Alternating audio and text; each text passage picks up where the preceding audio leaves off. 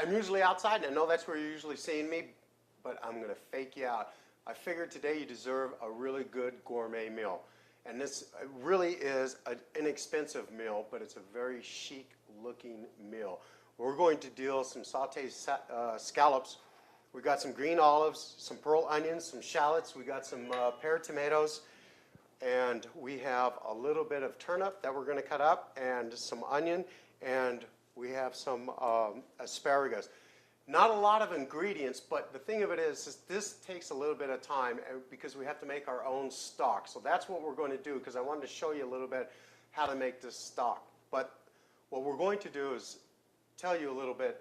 We're going to make a saffron champagne cream sauce.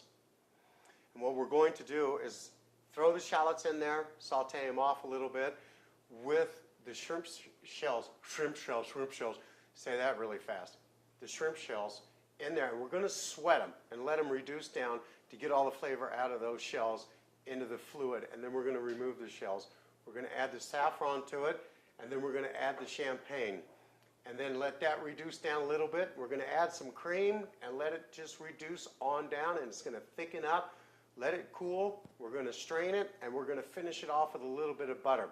And the scallops, we're going to saute those puppies. We're going to put them right on a really high heat and shear them on one side, flip them over, throw them into the oven at 350, 400 degrees for about 4 minutes, because you don't want them overcooked because they're going to get real rubbery and real dry, but you don't want them raw either. So when I start cooking this stuff, I'm going to show you what to look for so you can identify exactly the temperature that you're looking for when we're done with them, okay?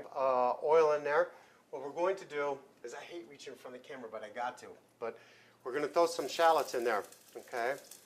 And we're going to go ahead, put those in there. We're going to saute them up really quick.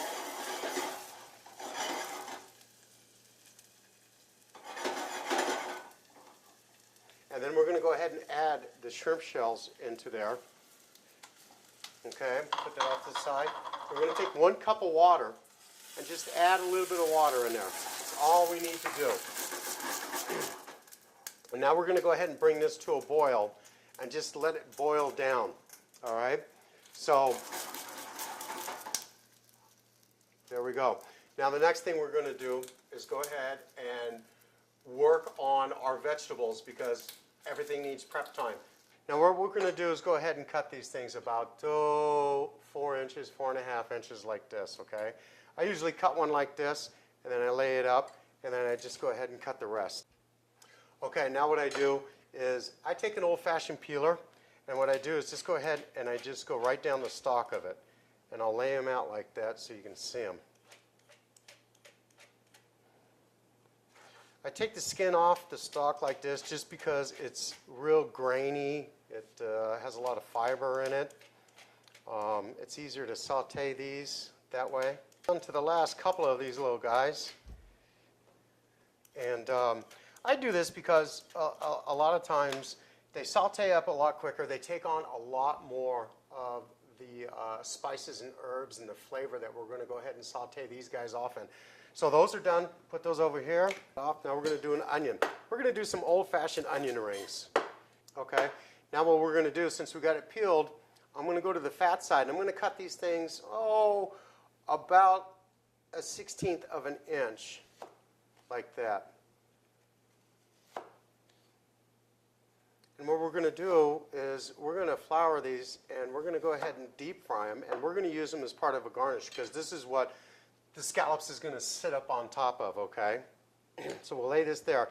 Now that your onion is in place that way, take it, cut it in the center right here, and bring it back. Now what you're going to do is just use the bigger rings of it like this. And just take it out. Get the 3 or 4 that are on the outside that are good and sturdy like that. And we're good to go with the onion deal.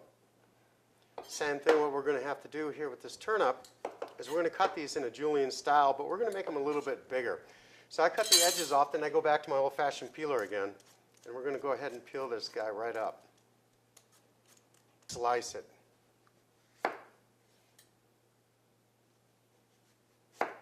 Just like that. Now, a lot of you might have a mandolin or some kind of other slicer. I just used a knife because I like the raw look of the cut. And this is what it's going to look like. You know, just about twice the size of a matchstick. And that's what they're going to be sauteed off in. Okay. So now we have this prep done. Okay. The fluid's getting down and the shells have served their purpose. You see how they've turned kind of that pinkish orange color? That's where we're at right there. These things are about done, so let me get my tongs. We're going to go ahead and remove the shells now because we've got as much flavor out of those things as we're going to get. Okay?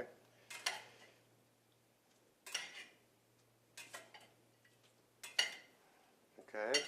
And this is about the juice right here. That's about how much you wanted right there.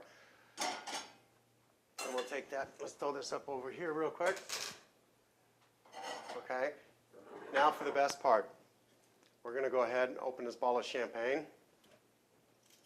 And we're going to add the champagne in there. Just like that. Cheers. And you're going to put in about 1.5 cups of the champagne. And now we're going to go ahead and let that reduce. And as this reduces, okay, now the sauce is reduced down a little bit. You see how much? I only needed a 1/3 cup, 1/4 cup.